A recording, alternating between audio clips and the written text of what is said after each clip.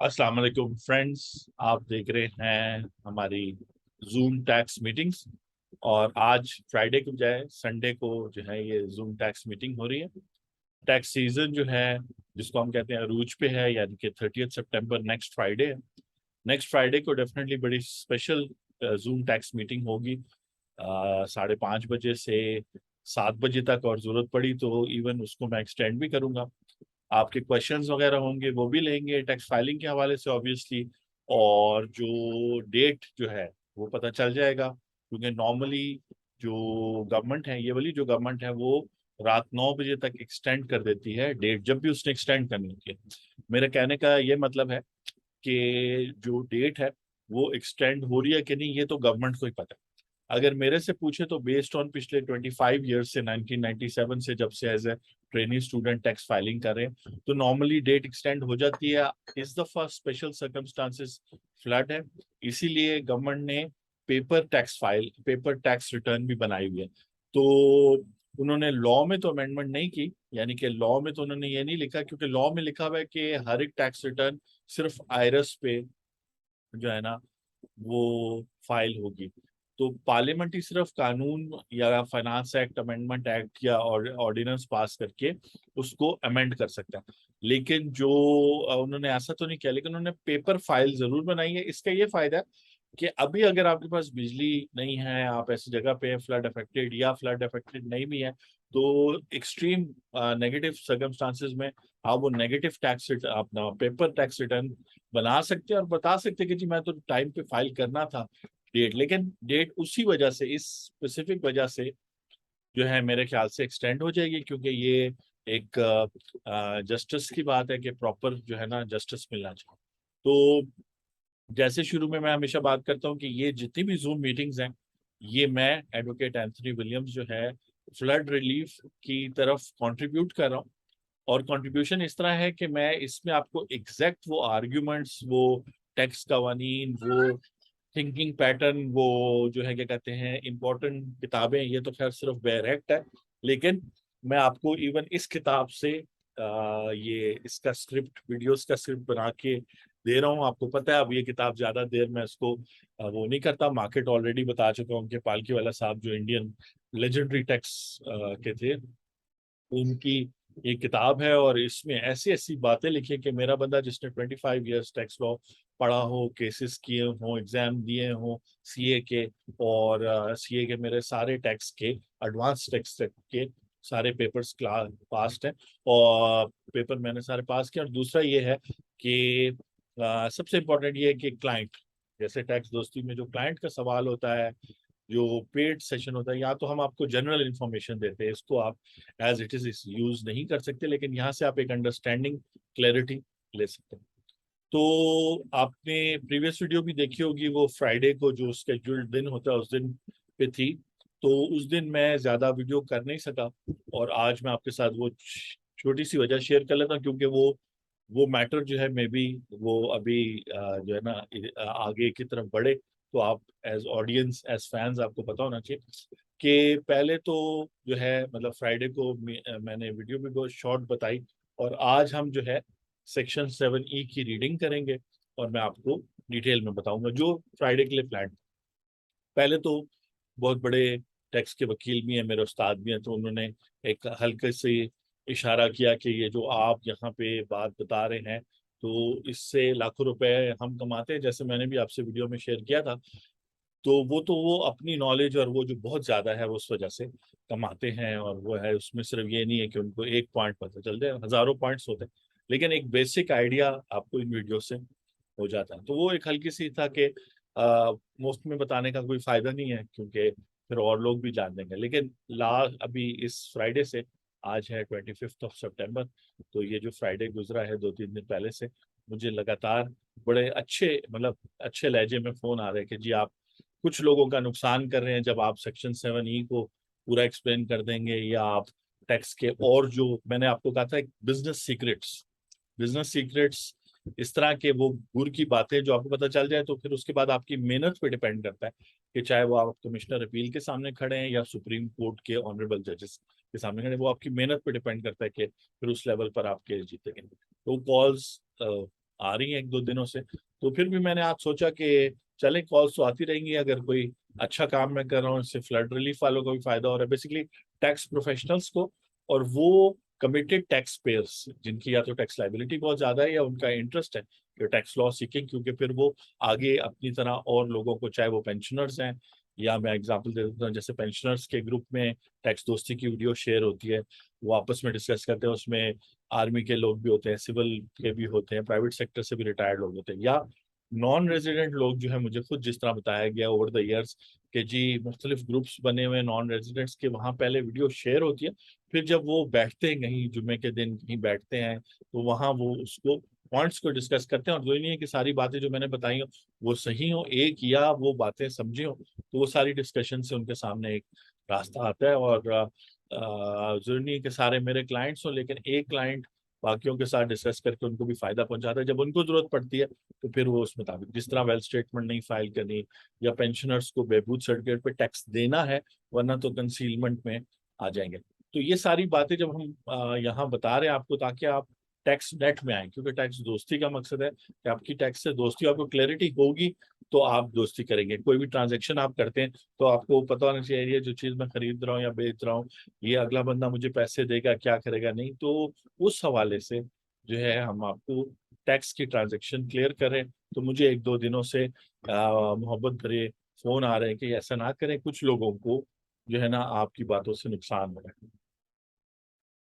तो मैं तो यही समझता हूँ कि अगर ज्यादा लोग, ज्यादा टैक्स प्रोफेशनल पाकिस्तान में, खैबर कह लें, यानी कि बिल्कुल गिलगित बल्तिस्तान एरिया जहाँ पे अच्छे टैक्स प्रोफेशनल्स या लेक्चर्स, या वहां से लेके कराची तक जहाँ पे बड़े बड़े नाम और वो हैं, लोगों को अवेलेबल हैं चीजें सीखने के लिए, लेकिन टैक्स दोस्ती की वीडियोस, और जो आप लोग व्हाट्सएप पे जो दो ग्रुप्स हैं जहाँ पे ये लिंक मैं शेयर करता हूँ हर मीटिंग का, यानी कि पाकिस्तान टैक्स मेड इजी जिसका मैं एडमिन हूँ जिस व्हाट्सएप ग्रुप का, और दूसरा टैक्स मास्टर क्लास जो व्हाट्सएप ग्रुप है, इन दोनों का एडमिन मैं हूँ, तो मैं इन दो में शेयर करता हूँ, क्योंकि इनके अंदर वो कमिटेड टैक्स प्रोफेशनल्स, चाहे वो चार्टर्ड अकाउंटेंट हैं, चाहे वो लॉयर्स हैं, और वो भी एक्सपीरियंस्ड हों या फ्रेश हों, या आईटीपी प्रोफेशनल्स, या ऐसे लोग जो सिविल के वकील थे या किसी और फील्ड के, और फिर वो टैक्स फील्ड में आए, वो सारे कमिटेड लोग हैं जो काफी टाइम से, कुछ को 6 महीने हो गए, कुछ को 4 साल होने लगे उस ग्रुप में,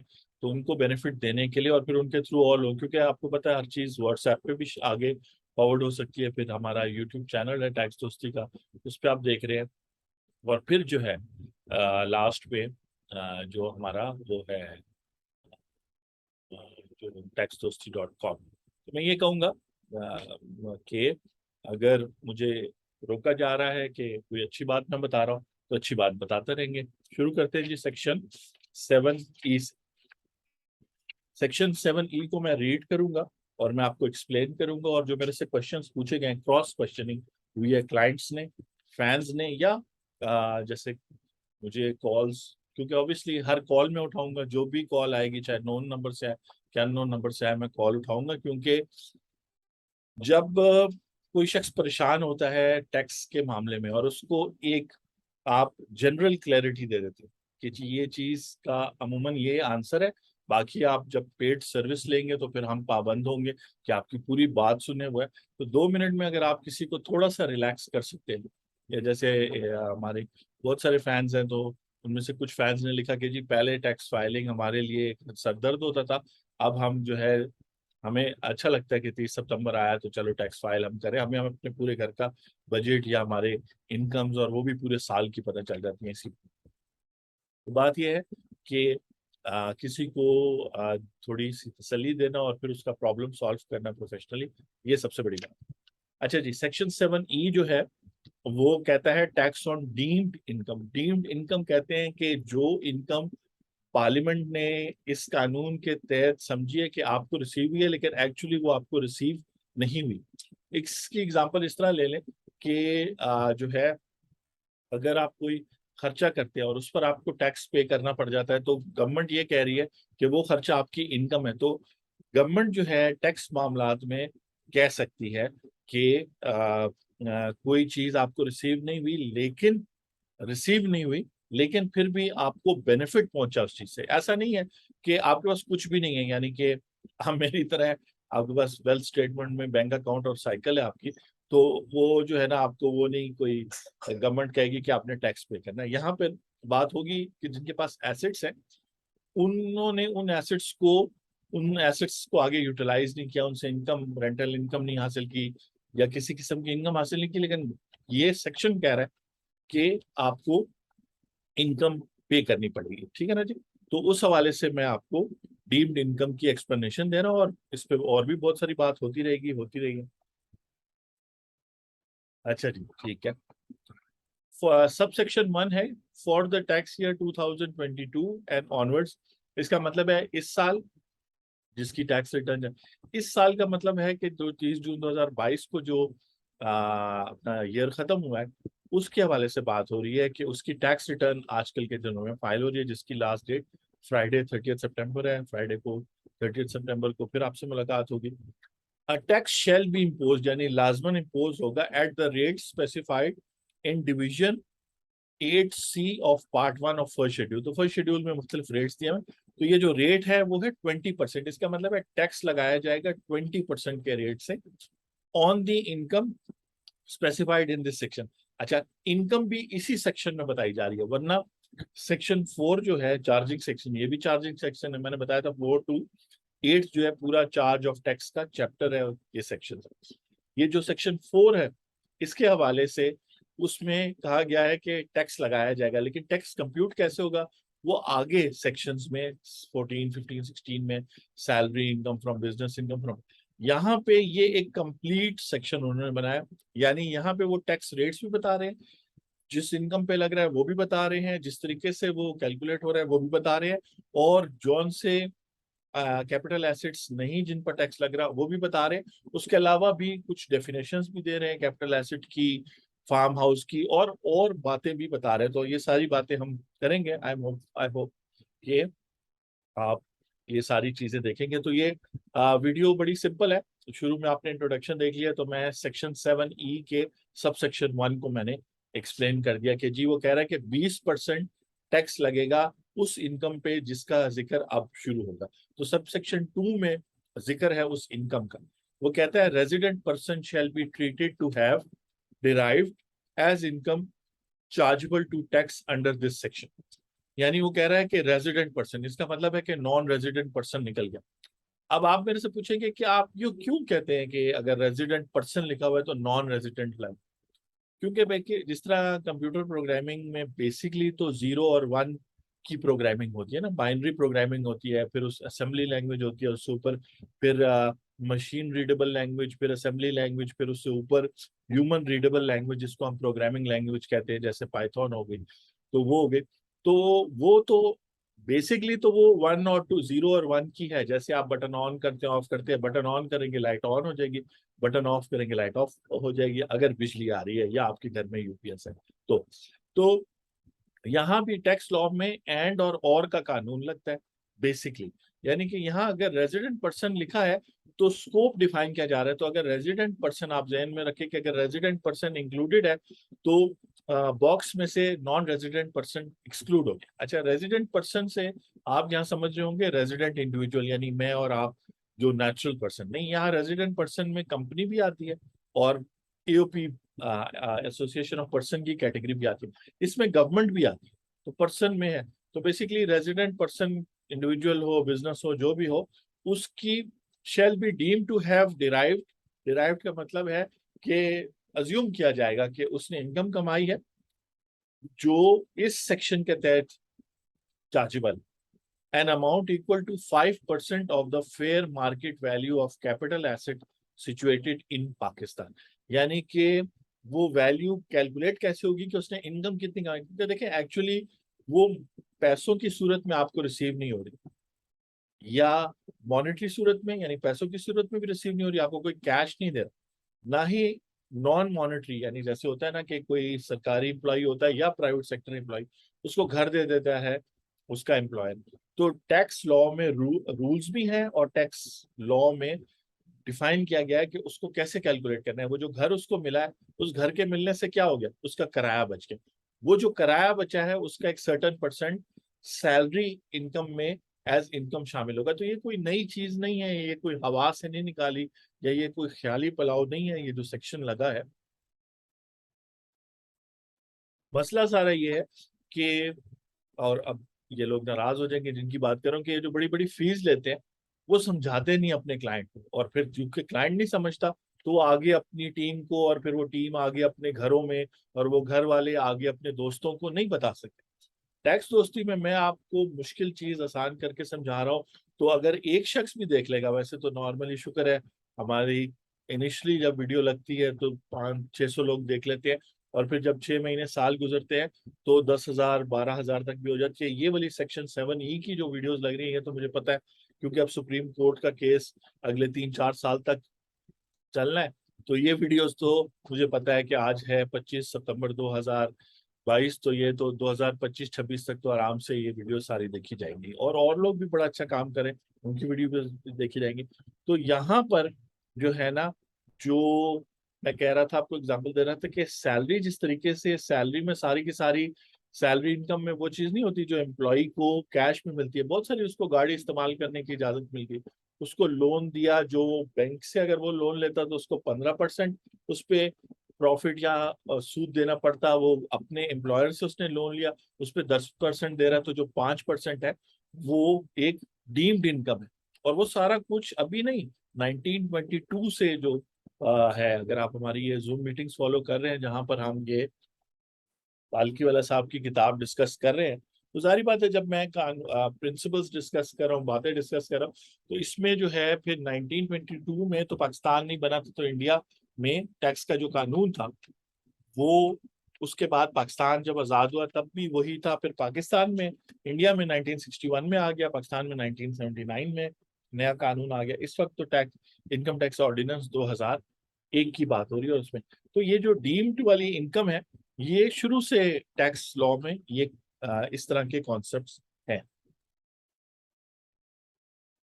अच्छा, अब जो है वो ये है कि 5% आपने लेना है market value of the capital asset. तो आप बेसिकली जो आप कैलकुलेशन करेंगे उस तरह करेंगे कि आपके पास जितने भी कैपिटल एसेट्स हैं, तो सवाल हर बंदे का ये है, इंक्लूडिंग मेरा अपना भी, कि आया मेरे पास जो चीजें हैं वो कैपिटल एसेट हैं कि नहीं। तो इस सवाल के जवाब आपको अब ये आगे मिलेगा। लेकिन दोबारा से रिपीट कर दूं कि एक रेजिडेंट पर्सन को कंसिडर किया जाएगा सब सेक्शन 2 के तहत, कि उसके पास जो कैपिटल एसेट है जो पाकिस्तान में मौजूद है, बाहर नहीं, पाकिस्तान में मौजूद है। क्योंकि देखें, रेजिडेंट पर्सन ने तो बाहर वाला जो एसेट है वो भी अपनी वेल्थ स्टेटमेंट में डिक्लेयर करना होता है, और फॉरेन सोर्स इनकम भी डिक्लेयर करनी होती है। तो जो 5% है उस कैपिटल एसेट की मार्केट वैल्यू, वो कंसिडर की जाएगी कि इसकी इनकम है। इसकी एग्जांपल ये है कि अगर आपका कैपिटल एसेट जो है 100 रुपए का है, तो आपके पास है 30 जून 2022 को, तो वो 100 रुपए पर 5% अप्लाई किया जाएगा, तो इनकम आ जाएगी 5 रुपए। उस 5 रुपए पे 20 रुपए टैक्स कैलकुलेट हो जाएगा, तो टैक्स 1 रुपए आएगा, और 1 रुपए वो आप अलग से खाना बना हुआ है, इनकम टैक्स ऑर्डिनेंस 2022 में अलग से खाना बना हुआ है, tax payable under section 7E। तो अपने कैपिटल एसेट्स को देखें। अच्छा, अब कैपिटल एसेट्स कहाँ पे होते हैं, तो पहले ये मैं बता दूं कि कैपिटल एसेट्स कहाँ पे नहीं होते। आपकी पूरी इनकम टैक्स रिटर्न के अंदर, इंक्लूडिंग इनकम फ्रॉम बिजनेस के हेड के नीचे एक बिजनेस एसेट्स एंड लाइबिलिटीज का सेक्शन है, जिसको आप ओपन करें तो एक बैलेंस शीट ओपन हो जाती है या बिजनेस वेल्थ स्टेटमेंट ओपन है। उसमें ज्यादातर जो एसेट्स है वो अभी एक्सक्लूड हो जाएंगे, जो मैं एक्सक्लूजन पढ़ने लगा हूं। यानी सब सेक्शन 2 कहता है कि resident person shall be treated to have derived an income chargeable to tax under this section, an amount equal to 5% of the fair market value of the capital asset situated in Pakistan, held on the last date of tax year, यानी 30 जून 2022, excluding the following नेमली, और फिर अब मैं आपको ABCDEFGHI तक पढ़ूंगा, और basically D में I 1 2 3 4, तो बेसिकली काउंट कर ले तो 1 2 3 4 5 6 7 8 9 10 11 12, 12 जो है कैपिटल एसेट्स ऐसे है जो अगर आपके पास हो भी तब भी उन पर डीम्ड इनकम नहीं लगेगी, यानी उनकी फेयर मार्केट वैल्यू नहीं ली जाएगी, उनकी फेयर मार्केट वैल्यू पर 5% नहीं लिया जाएगा एज इनकम। और उस 5% पर 20% टैक्स कैलकुलेट नहीं किया जाएगा। तो ये गौर से सुने, और ये जो है आप एक जनरल आइडिया बना लें। ये ना करें कि इस वीडियो के बाद अपनी वेल्थ स्टेटमेंट देखें, पर्सनल वेल्थ स्टेटमेंट, क्योंकि बेसिकली कैपिटल एसेट सिर्फ और सिर्फ आपके पर्सनल वेल्थ स्टेटमेंट के अंदर जो आइटम्स हैं उन पर लगते हैं। लेकिन मैं यहाँ बता दूं बड़ा क्लियरली कि मेरे हिसाब से कुछ जो बिजनेस बैलेंस शीट है, बिजनेस वेल्थ स्टेटमेंट है, उस पे भी लगते हैं। लेकिन जो बड़ी फर्म्स हैं जिनको हम बिग फोर ऑडिट फर्म्स कहते हैं, जिनमें सबसे बड़ी प्राइस वाटर हाउस कूपर्स है, जिसको एएफ फर्गसन पाकिस्तान में कहते हैं, वो है, उसके अंदर स्टैन यंग है, और एक दो और भी हैं, डिलॉयट वगैरह। उनके ख्याल से, और ये मैं पीडब्ल्यूसी की कमेंट्री से है, उन्होंने बड़ा क्लियरली लिखा था जब उन्होंने कमेंट्री अगले दिन ही इशू कर दी थी। अब हो सकता है उन्होंने नई कमेंट्री इशू करे जिसमें बदल के वो बात लिखे, लेकिन उन्होंने लिखा है कि सिर्फ इमूवेबल प्रॉपर्टी पे लगी है। ठीक है, और इमूवेबल प्रॉपर्टी भी इसके अंदर अभी जब हम एक्सक्लूजन पढ़ेंगे तो आप नोट करेंगे कि जो बिजनेस की इमूवेबल प्रॉपर्टी है, प्लांट मशीनरी फिक्स्ड एसेट्स, वो यहाँ से एक्सक्लूड हो गए, इंक्लूडिंग टेंजिबल भी और ट्रेडमार्क गुडविल और इस तरह की इंटेंजिबल भी। लेकिन मेरा अपना पर्सनल ख्याल है कि जब सुप्रीम कोर्ट इस पे फैसला देगी और बहुत डिटेल्ड बात होगी, और अगर आप समझना चाहते हैं कि कॉन्स्टिट्यूशन ऑफ पाकिस्तान और इनकम टैक्स इस सेक्शन के हवाले से, तो प्रीवियस वीडियोस देखें, और वो एक सीक्वेंस में ही आ रही है। हमने पहले बेसिक प्रिंसिपल्स डिस्कस किए, फिर कॉन्स्टिट्यूशन और इसका पावर देखी कि एंट्री 15 या एंट्री 47 वगैरह। तो जब ये बात होगी तो आपके अगर ये क्वेश्चन आप पूछे कि जी मेरी पूरी इनकम टैक्स और वेल्थ स्टेटमेंट में मेरे एसेट्स कहाँ कहाँ पे शो होते हैं, जिनको आप कैपिटल एसेट्स कह रहे हैं, तो मैं कहूंगा कि एक तो इनकम फ्रॉम बिजनेस के हेड के नीचे मुख्तलिफ और सेक्शंस हैं, उनमें बिजनेस एसेट्स एंड लाइबिलिटीज में आपके एसेट्स शो होते हैं। मैं ये नहीं कह रहा कि वो कैपिटल एसेट्स हैं जो यहाँ 7 सेक्शन में मेंशन्ड है या एक्सक्लूडेड। मैं कह रहा हूँ वहां एक तो वो जगह, और दूसरी आपकी वेल्थ स्टेटमेंट में पर्सनल एसेट्स एंड लाइबिलिटीज के खाने में आपके एसेट्स होते हैं। तो जो चीज एसेट है वही कैपिटल एसेट होगा, जो इनकम है वगैरह वो तो कैपिटल एसेट अब ये नहीं बन सकती। तो फोकस हम यहाँ आज करेंगे आपकी पर्सनल वेल्थ स्टेटमेंट के पर्सनल एसेट्स। लेकिन जैसे जैसे एक्सपर्ट्स जो हैं और बड़े नाम जो हैं, डॉक्टर इकरामुल हक हैं, शोबर जैदी साहब वगैरह, उन्होंने इनिशियली आर्टिकल्स लिखे थे कि ये स्ट्रक डाउन हो जाएगा। लेकिन जैसे जैसे ये सेक्शन पढ़ा जा रहा है, मेरा ख्याल है कि सब एक्सपर्ट्स इस नतीजे पे पहुंचेंगे कि इसमें रीडिंग डाउन तो शायद सुप्रीम कोर्ट कहीं पर करे कुछ केसेस में, लेकिन जैसे सेक्शन 80D में भी एग्जाम्प्ट यूनिट जो थे उनको निकाल दिया गया था, लेकिन वैसे बाकी रेगुलर बिजनेसेस पे मिनिमम टैक्स जो अब सेक्शन 113 है नए कानून में, पहले वो इनकम टैक्स ऑर्डिनेंस 1979 में 80D था। तो मशहूर केस इलाही कॉटन मिल्स वाले में उन्होंने रीडिंग डाउन की, यानी कुछ क्लासेस ऑफ पर्सन्स पे वो टैक्स नहीं लगा। तो यहाँ भी ऐसा होगा, कुछ क्लासेस ऑफ पर्सन्स मेरे ख्याल से पेंशनर्स जैसे हैं, और मैं एक्सप्लेन करूंगा ये मैं क्यों कह रहा हूँ। लेकिन ओवरऑल ये स्ट्रक डाउन नहीं होगा। अब जो है इसकी जो इंटरप्रिटेशन है, प्रीवियस वीडियोस भी देख लें और अभी तो मैं आपके सामने पढ़ के कर रहा हूँ। और ये जो बजट जब आया, समझे 10 जून से लेके 25 सितंबर तक जितनी मेरी रिसर्च है, जिसपे मैं प्राउड हूँ कि R&D करके रिसर्च करके वो करते हैं। वैसे R&D पे मैं सिर्फ आपको एक मजाकिया बात बता दूं कि मेरे फादर का नाम था रेजिनाल्ड डेनिस विलियम्स, लेकिन क्योंकि वो गवर्नमेंट सर्विस में थे तो किसी वजह से R.D. विलियम्स नाम हो गया था, क्योंकि रेजिनाल्ड डेनिस विलियम्स जो है वो बोलना भी मुश्किल है, और फिर तो R.D. विलियम्स के नाम से वो मशहूर थे। तो मैं भी रिसर्च एंड डेवलपमेंट R&D करता हूँ, लेकिन मैं जो है, और मेरे डैड बड़े अच्छे प्रोफेशनल ब्यूरोक्रेट थे, 33 इयर्स उन्होंने P&D डिपार्टमेंट में KP के सर्व किया, डिस्टिंग्विश्ड गवर्नमेंट ऑफिसर थे। तो उनसे मैंने प्रोफेशनली जो कुछ भी है, जो हैबिट्स है मेरी प्रोफेशनल, वो मैंने उनसे सीखा है। जैसे अच्छा लिखना, अच्छे तरीके से लिखना, बोलना, अच्छे तरीके से बोलना, रिसर्च करके बात करना, जब कोई भी जुबान इस्तेमाल करना, वो तो खैर एक्सपर्ट थे, अंग्रेजी, उर्दू, पश्तो, पंजाबी और एक दो और जुबानें भी वो फारसी वगैरह भी बोल लेते थे, तो वो तो एक्सपर्ट थे। मैं तो खैर उर्दू या अंग्रेजी पढ़ लूँ और उर्दू बोल लूँ, यही काफी है। तो एक दफा मैं स्कूल में जब था, 9th क्लास में। तो अनाउंसमेंट हुई parent teacher meeting, annual parent teacher meeting के जो स्टूडेंट्स के जो फादर्स हैं जो रेस में हिस्सा लेना चाहते हैं वो आ जाए। तो मेरे डैड वैसे ही बड़े जो है ना फिट बंदे थे, तो वो भी आ गए, कुछ और लोग भी आ गए, कुछ और फादर्स भी आ गए। तो दौड़ लगाई और मेरे डैड जीत गए। तो उन्होंने, मैं वहीं पे नजदीक ही खड़ा था, तो उन्होंने कहा कि आपके डैड का नाम क्या है, वो अनाउंसमेंट जो हमारी टीचर कर रही थी। तो मैंने उनको कह दिया कि R.D. विलियम्स मैंने बोल दिया, यानी मुझे चाहिए था कि मैं कहता रेजिनाल्ड है, लेकिन हमें खुद भी आदत हो गई थी कि डैड का नाम हम R.D. विलियम्स बताते थे। तो उन्होंने अपने पास लिख लिया R.D. विलियम्स। अब वो चाह रही थी कि मैं वो कर लूँ, शायद मैं वहां से इधर उधर हो गया। तो उन्होंने थोड़ा टाइम लगाया और फिर अनाउंस किया कि रेवरेंड डॉक्टर विलियम्स। अब रेवरेंड कहते हैं प्रीस्ट को, यानी मौलाना साहब को, पादरी, वो जो क्वालिफाइड होते हैं जिन्होंने मास्टर्स या PhD वो क्या अपना मास्टर्स किया होता है रिलीजियस स्टडीज में, यानी इस्लामियात में या क्रिश्चियन। तो रेवरेंड भी उन्हें बना दिया, डॉक्टर भी बना दिया, डॉक्टर यानी कि PhD डॉक्टर जिसने PhD किया। और विलियम्स तो बड़ा मजा है। और ये किस्सा आप सोच सकते हैं 20-25 साल पुराना है, लेकिन मुझे याद आता है तो नाम से नाम बन जाता है। तो यहाँ मैं आपको जो चीजें एक्सप्लेन करूंगा बिल्कुल क्लियर करूंगा, कोई कंफ्यूजन मेरी तरफ से नहीं रहेगी, लेकिन ये इंफॉर्मेशन है। आपने फिर अपने कंसल्टेंट के साथ मशवरा करने के बाद अपनी वेल्थ स्टेटमेंट और टैक्स जो है पे करना है, क्योंकि इस साल पे करना होगा।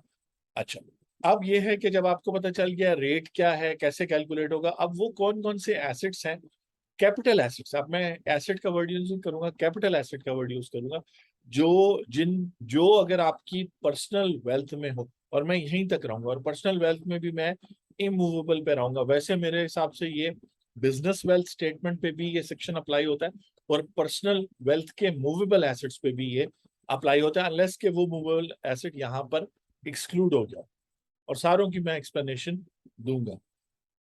अच्छा जी, सबसे पहले clause A of sub section 2 of section 7A, वो कहता है सबसे पहले A, one capital asset owned by the resident person. इसमें कोई स्पेसिफिकेशन नहीं दी गई। आप सपोज करें, और ये अब टैक्स प्लानिंग या टैक्स अवॉइडेंस का एक मेथड हो सकता है, ठीक है जी। देन अगेन आपने अपना कंसल्ट करने के बाद इस मेथड को अप्लाई करना। वन कैपिटल एसेट का मतलब है, सपोज करें कि आपके पास घर है और वो बहुत, उसकी वैल्यू है 10 करोड़ रुपए। आप उसको, और वो ऐसा घर है कि वो आपका सेकंड घर है, आप अपने घर में रहते हैं, वो सेकंड घर है, और वो 10 करोड़ का है, जिसमें आप रह रहे हैं में भी शायद वो 1 करोड़ की वैल्यू है, 2 करोड़ की वैल्यू है। वो जो दूसरा कैपिटल एसेट है, घर हो सकता है, प्लॉट हो सकता है। तो आप सबसे पहले इसको उस 10 करोड़ वाले को इसमें ले लें। ये मैं पर्सनल यानी रेजिडेंशियल के पॉइंट ऑफ व्यू से, अगर आपका सेल्फ ओन्ड बिजनेस प्रेमिसेस हैं, या एस यूज हुआ है वर्ड, यानी आपके पास बहुत सारे या एक बिजनेस का प्रेमिस है, from where the business is carried out by the person, यानी ये जो जिसकी वेल्थ स्टेटमेंट है वो पर्सन अपनी बिजनेस है, बिजनेस कैरी आउट करता है, तो appearing on the active tax payer list at any time during the year. तो कंडीशन ये है कि वो जो सेल्फ ओन्ड बिजनेस प्रेमिस है, वो प्रेमिसेस, अगर एक बिजनेस का प्रेमिस है आपकी, या आपके 4 ब्रांचेस हैं, 10 ऑफिस हैं आपके ऑल ओवर पाकिस्तान, या एक ही सिटी में, वो सारे के सारे निकल जाएंगे। तो वो नहीं मैटर करता कि अगर वो ईच 5-5 करोड़ के हों, ईच जो है वो 50-50 लाख का हो, जो भी उनकी वैल्यू होगी, वो एक्सक्लूजन में निकल जाएंगे। क्लॉज ए में लिखा था वन कैपिटल एसेट, तो वहां आपने वाकई में वन को ही निकालना है, एक घर, एक प्लॉट, ठीक है। बिजनेस प्रेमिस को निकालने की जरूरत नहीं, क्योंकि वो बी में निकल रहा है। अच्छा, बिजनेस प्रेमिस भी अगर मल्टीपल होंगे, लेकिन उन दुकानों में, उन फैक्ट्रियों में, उन ऑफिसेज में आप खुद काम करते हो और आप एक्टिव टैक्स पेयर, ठीक है ना, ये कंडीशन जरूरी है, वरना ये फिर इंक्लूड हो जाएंगे। अच्छा, अगर आप मिस कर जाते हैं, गलती कर जाते हैं, और आप पे नहीं करते टैक्स, या कम पे कर, वो तो बाद में जस्टिफाई हो सकता है, जी मुझे समझ नहीं आई। लेकिन अगर आप आउटराइट नजर आ रहा है कि आप जो है आपने टैक्स ही नहीं दिया जबकि आप पर बनता था, तो फिर प्रॉब्लम हो जाएगा। और फिर उसमें वो सरचार्ज भी शामिल कर लेते हैं, पेनल्टीज भी, लेट टैक्स पेमेंट भी। तो अगर मैं आपको एग्जांपल दे दूं, 100 रुपए भी अगर 1 साल तक आउटस्टैंडिंग रहे ना, तो तकरीबन 100 रुपए कोई 3-4 लाख रुपए तक का टैक्स बनाने की पावर है उनके पास, कि 100 रुपए के टैक्स को वो 3-4 लाख रुपए तक ले जा सकते, इतना वो उसको खींच सकते हैं कि जी 1 साल तक डेली इसका जो है 10%, फिर इसका 14% सरचार्ज वो करे। तो 100 रुपए, 1000 रुपए को आपसे मिले, 1000 रुपए को वो खींच सकते हैं। 100 रुपए तो बहुत बेसिक यूनिट हो जाएगा। 1000 रुपए या 10,000 रुपए भी अगर आउटस्टैंडिंग, 1000 रुपए भी आउटस्टैंडिंग हो, तो उसको खींच के 1 लाख 2 लाख बना सकते हैं। और देन अगेन उनको मौका मिल जाता है ना, फिर वो आपको फिर और चीजें भी वो पूछ सकते हैं आप, तो एक सिलसिला चल पड़ता है। वो सिलसिला हम चाहते हैं कि उसमें परेशानी ना आए, आपको ना आए, आप रिटर्न ऐसे फाइल करें कि वो समझ जाए। ज्यादा से ज्यादा कुछ क्लैरिटी हो तो आप या आपका वकील या आपका रिप्रेजेंटेटिव जाके क्लियर करें। दो चीजें होगी, लेकिन हमने दो चीजें माइनस नहीं की। हमने एक कैपिटल एसेट जो मैं सजेस्ट करूंगा, जैसे नदीम भट्ट साहब चार्टर्ड अकाउंटेंट और एडवोकेट हॉटेक्स बार के जो हेड हैं एजुकेशन कमेटी की, उन्होंने कहा कि सबसे बड़ी वैल्यू, और खासतौर पे अगर वो रेजिडेंशियल वगैरह आ रहा है और किसी हेडिंग में फिट नहीं हो रहा, तो आप सबसे बड़ी वैल्यू का माइनस करें। फिर सेल्फ ओन्ड बिजनेस प्रेमिसेस है, सेल्फ ओन्ड है, रेंटेड नहीं। फिर सेल्फ ओन्ड एग्रीकल्चर लैंड, आप लैंड से मुराद ये प्लूरल में ही मैं इसको लूंगा, यानी अगर मेरी एक शहर में एक रूरल एरिया में लैंड है, दूसरे में सारा एग्रीकल्चर लैंड, अगर मैं खुद self owned agriculture land where agriculture activities carried out by person excluding farm houses and land next thereto. तो इसमें जो है ना, अब आप समझ गए कि फार्म हाउस नहीं आने वाला किसी से भी सूरत में।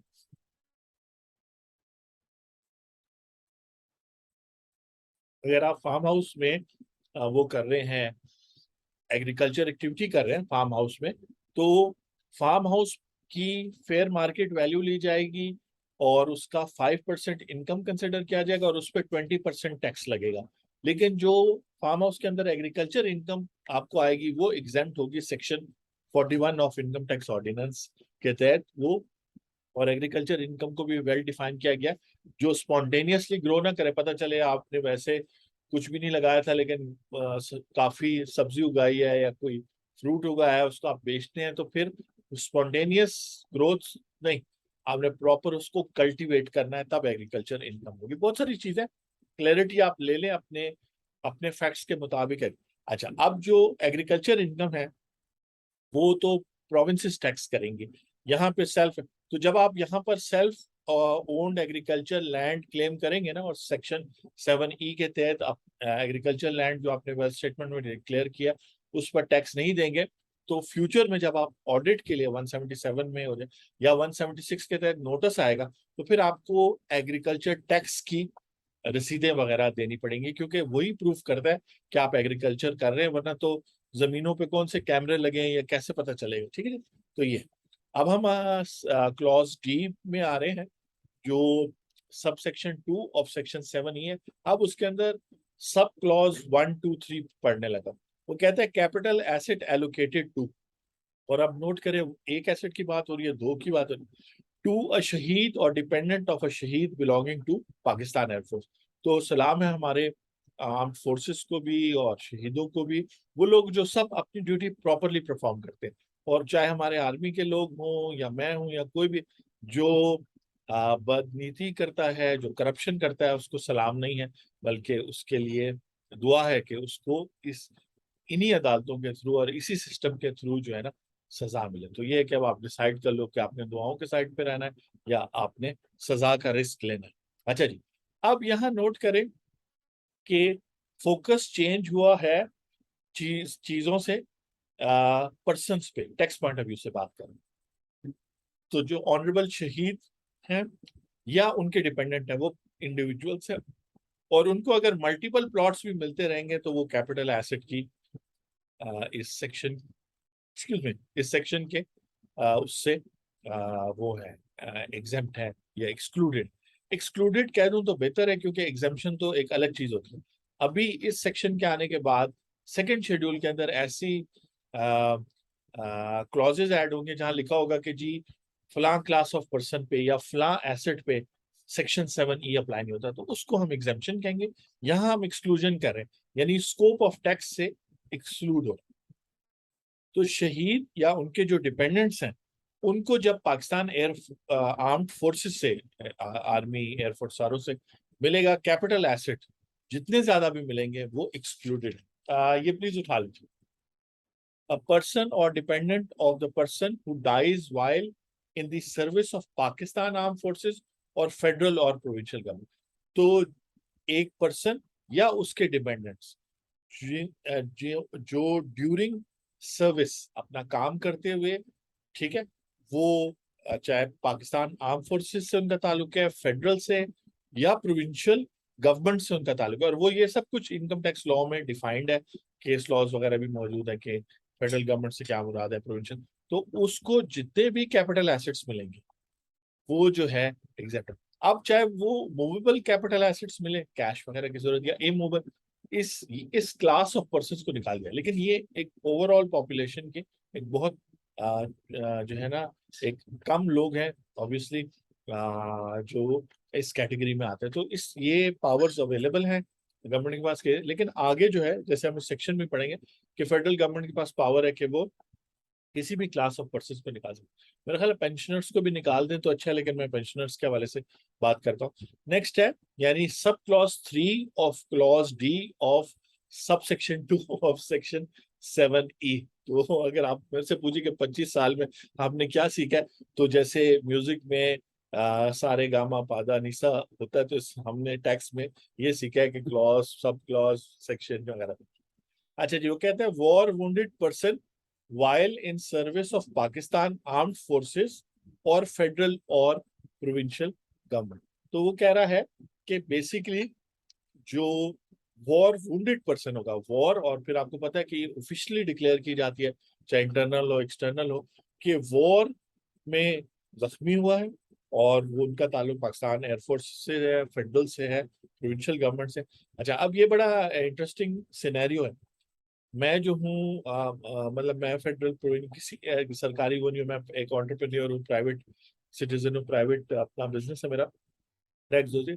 लेकिन सपोज कर एक सरकारी बंदा वो जा रहा है, बॉम्ब ब्लास्ट होता है, वो बॉम्ब ब्लास्ट इसलिए हो रहा है कि वॉर ऑन टेरर चल रही है किसी पाकिस्तान के अंदर से या बाहर से, तो फिर वॉर वुंडेड होगा, वो फेडरल गवर्नमेंट में होगा, तो शायद वो भी इस सेक्शन से फायदा उठा सके, उसको जो एसेट मिलेगा। अच्छा ठीक है, सही बात है, यहाँ लिखा हुआ है कि एलोकेट होना जरूरी है। ऐसा ना हो कि उसने प्राइवेट अपने पैसों से खरीदा हो, वो फेडरल गवर्नमेंट का बंदा और वो किसी वजह से जख्मी हो गया हो, लेकिन उसके बदले में उसको कैपिटल एसेट यानी ना तो कैश मिला हो, ना कोई प्रॉपर्टी मिली हो, ना कोई टाइट कोई भी मटेरियल चीज ना मिली हो, तो ऐसा नहीं है कि उसने अपने पैसों से जो खरीदा वो ये एग्जाम्पशन क्लेम करना शुरू करे। इन सिनेरियोज में जो उस इस वजह से जो उसको कैपिटल एसेट एलोकेट हुआ, चाहे वो कैश हुआ, प्रॉपर्टी उसको दी गई है, उसको बिजनेस शुरू करके दिया गया, जो भी है, एनेक्स में। तो अगर आप मेरे से भी पूछते हैं ना, तो आप अपनी पूरी वेल्थ स्टेटमेंट के हर एक एग्रीकल्चर से लेके नीचे तक जितने भी एसेट्स हैं, अदर एसेट की कैटेगरी तक, बीच में इन्वेस्टमेंट भी है, इक्विपमेंट भी है,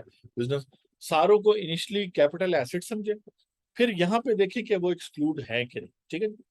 अच्छा, अब वो कहते हैं and x ex serviceman and serving personal of arm forces और एक्स एम्प्लॉय और serving personal of federal and provincial government being original allottee of the capital asset duly certified by the allotment authority। अब ये scope थोड़ा सा बड़ा कर दिया कि एक्स सर्विसमैन भी यानी आर्म फोर्सेस से जो लोग रिटायर हो गए और वो ओरिजिनल अलॉटी है, उनको अपनी, उन्होंने आर्मी में, फेडरल गवर्नमेंट में 25 साल, 30 साल, 20 साल गुजारे हैं, प्रॉपर जो है वो हुए हैं, रिटायर हुए, तो उनको कैपिटल एसेट मिला। अब ये इंटरेस्टिंग हो गया, जब आप रिटायर होते हो आपको पेंशन भी मिलती है, ग्रेचुटी भी मिलती है, आपको बहुत सारी चीजें। आजकल एफबीआर में वो ऐड भी चल रहा है, वो आज ही मैं पढ़ा था बिजनेस रिकॉर्डर, क्योंकि मेरी कोशिश होती है कि मैं अप टू डेट रहूं जब आप मेरे से सवाल पूछें। तो वो जो बात हो रही है कि denies issuance of any SRO duty taxes free import, बात हो रही थी कि जी army, ex army official retirement के टाइम अगर गाड़ी इंपोर्ट करेंगे तो उनको ड्यूटी वगैरह माफ है। तो एफबीआर ने कहा हमने ऐसा कोई सर्कुलर इशू नहीं हुआ, हाँ ऐसी जरूर बात हुई थी फेडरल गवर्नमेंट के लेवल पे, लेकिन हमने कोई सर्कुलर इशू नहीं किया। तो जब तक वो नहीं करेंगे तो एक्टिव नहीं होगी ऐसी चीज। लेकिन अगर कोई बेनिफिट किसी को मिल रहा है सर्व करने के लिए, अपने मुल्क को सर्व करने के लिए, तो मिलना चाहिए, बेनिफिट होना चाहिए। तो ये तो थे कैपिटल एसेट्स एलोकेटेड। और मैंने ये जो आखिरी पढ़ा था इसमें मैं आपको बता रहा था कि इसमें एक्समैन भी हैं जो अभी जिंदा है, मतलब शहीद या वुंडेड नहीं हुए, वो बिल्कुल ठीक है, लेकिन उनको अपनी सर्विस 20-25 साल की सर्विस या अपने आखिरी सालों में अच्छी एक्स्ट्राऑर्डिनरी सर्विस की वजह से कैपिटल एसेट्स मिले हैं। जो भी मिले वो इस सेक्शन 7E के टैक्स के तहत नहीं आएंगे। जो भी इस सेक्शन 7E के टैक्स में आएगा उसकी already automatically fair market value ली जाएगी। और इसी साल के लिए, टैक्स ईयर 2023 के लिए कह दिया गया है कि फेयर मार्केट वैल्यू से मुराद है FBR value in case of immovable property. और अगर मूवेबल प्रॉपर्टी है फिर तो आसान है, गाड़ियों की अपनी मार्केट होती है। आप पार्क व्हील्स पे देख लें कि एवरेज प्राइस आ जाएगी, आप जमीन.com पे देख लें प्लॉट्स की स्पेसिफिकली उस एरिया के, आपके पास एवरेज प्राइस आ जाएगी उस घर की।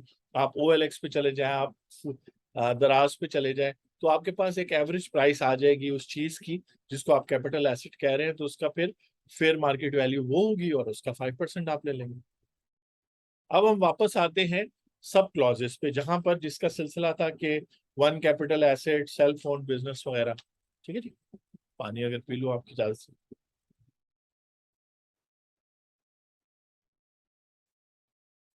अच्छा, अब वो कहता है ई, यानी कि clause E of section 2 of section sub section 2 of section 7E।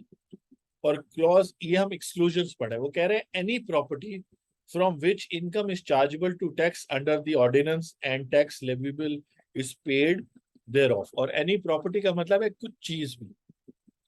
Suppose करें आपके पास रेगुलर इनकम सर्टिफिकेट्स हैं, उनके ऊपर आपने जो प्रॉफिट आपको मिला है उस पर टैक्स कटा है, तो फिर आपने अगर 1 करोड़ के, 5 लाख के, जितने के भी आपने रेगुलर इनकम सर्टिफिकेट शो किए वो खत्म हो गए, उस पे आ जाते हैं, प्रॉपर्टी पे आ जाते हैं। आपका सेकंड घर भी है, थर्ड घर भी है, फोर्थ घर भी है, ठीक है।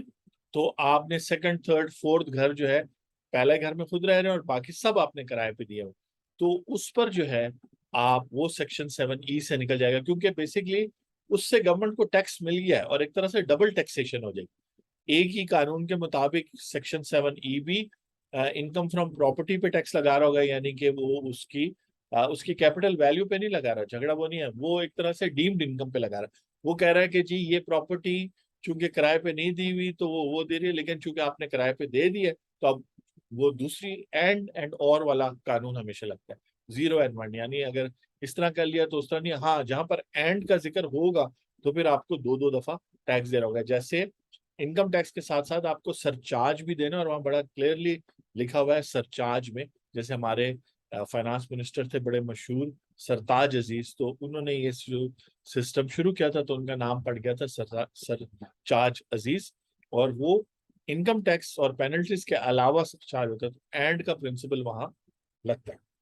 जितने भी यंग लोग खासतौर पे देख रहे हैं, ये एंड और ऐसी चीज है कि ये कहीं लिखी भी नहीं है, लेकिन अगर आप केस लॉस पढ़ेंगे या आप पालकी वाला साहब की वहां पर, क्योंकि अब आप देखें ना ये वॉल्यूम 1 है और वॉल्यूम 2, तो जब आप इतनी बड़ी बड़ी वॉल्यूम 2 भी तकरीबन है 1200 सफ़ों का, ये भी है तो 2400 सफ़े पढ़े तो एंड और फिर आपको क्लियर हो जाए। तो चलें, ये किताब तो मैंने भी अभी पढ़ना शुरू किया, इसकी पुरानी एडिशन थी, लेकिन इस किताब की तो बात ही कुछ और है। मैं अभी पहले 6-7 सफ़ों पे हूँ, क्योंकि एक्चुअली शुरू में ही ये वाला मसला, सेक्शन 7E वाला मसला वहाँ है कि अगर कोई सेक्शन आपको लगे कि स्ट्रक डाउन हो जाएगा तो उसमें ढूंढने कि कौन सी ऐसी बात है। तो इसमें मुझे कोई चीज़ अभी ऐसी मिल नहीं रही जिसकी वजह से ये टोटली स्ट्रक डाउन हो जाएगा, तो मैं सजेस्ट करूंगा कि आप टैक्स पे करें। हम बात कर रहे थे कि कोई भी प्रॉपर्टी, और यहाँ प्रॉपर्टी से मुराद मूवेबल एसेट्स भी है, इमूवेबल एसेट्स भी हैं, राइट टू ओन प्रॉपर्टी भी इसी में शामिल है, क्योंकि कॉन्स्टिट्यूशन ऑफ पाकिस्तान में डेफिनेशन में शामिल है कि सिर्फ वो प्रॉपर्टी नहीं बल्कि उसके ऊपर कोई राइट होता है। जैसे देखें, आपने क्रिकेट का स्टेडियम का टिकट लिया, आपका राइट है कि आप उस सीट पे जाके बैठे, तो जब तक आप बैठते नहीं है वो उस वक्त तक वो राइट होता है, लेकिन जब आप उस सीट पर बैठ जाते हैं, मैच देख लेते हैं, या जब मैच देख रहे होते हैं, तो उस वक्त वो आपका एसेट होता है। जैसे ही मैच खत्म होता है वो राइट तो उस वक्त खत्म हो गया जब आप सीट पे जाके पाकिस्तान, और आज जिस तरह संडे को पाकिस्तान और इंग्लैंड का मैच है, तो वो आपका राइट है जब तक आपके पास टिकट है। अभी मैच शुरू होगा, आप सीट पे बैठेंगे, राइट खत्म हो जाएगा, एसेट आपका शुरू हो जाएगा। वो जब तक मैच खत्म नहीं होता, आपका एसेट है वो चेयर, वो आपकी एसेट, आपका एसेट है। जैसे ही मैच खत्म होगा वो एसेट भी आपका खत्म हो जाएगा। तो इस तरह करके कानून आपको फैसिलिटेट करता है कि आपके राइट्स हो, और कानून के अंदर अगर आप रहेंगे तो आपको बहुत ज्यादा जो है वो प्रोटेक्शन मिलेगी, टैक्स लॉ में भी और बाकी गवर्निंग में। अच्छा जी, अब वो कहते हैं आगे, यानी कि clause F of subsection 2, capital asset in the first tax year of acquisition where tax year section 236K has been made। यानी कि कैपिटल एसेट है आपका, आपने इसी साल खरीदा है टैक्स ईयर 2022 में, और उस पे सेक्शन 236 के तहत जो है वो टैक्स डिडक्ट हो चुका है, तो वो भी एक्सक्लूड हो जाएगा। जितनी भी वैल्यू का है वो, अगर आपका 5वां प्लॉट भी है, वो जो कुछ भी अगर आपने इस साल खरीदा है तो वेयर द, अच्छा अब ये जो है ये उन लोगों के लिए इंकरेजमेंट है जो इस साल प्लॉट खरीदना चाह रहे हैं, क्योंकि इस साल वो जितने मर्जी प्लॉट्स भी खरीद ले, प्लॉट्स खरीद ले, तो उनको जो है टैक्स नहीं देना पड़ेगा। क्यों? क्योंकि 236 के तहत उनसे ऑलरेडी एक दफा टैक्स ले लिया इसी कानून के तहत, तो डबल टैक्सेशन नहीं हो सकती। अब अगले साल के लिए प्रॉब्लम हो जाए। अच्छा, अगर वो इसी साल में बेचेंगे तो फिर कैपिटल गेन काफी होगा। तो सोच समझ के टैक्स, अच्छे टैक्स प्रोफेशनल से, या हमारे भी नंबर दिया हुआ है यूट्यूब चैनल की वीडियो अगर आप ये देख रहे हैं, नीचे नंबर दिया है, इस पे आप व्हाट्सएप कर सकते हैं।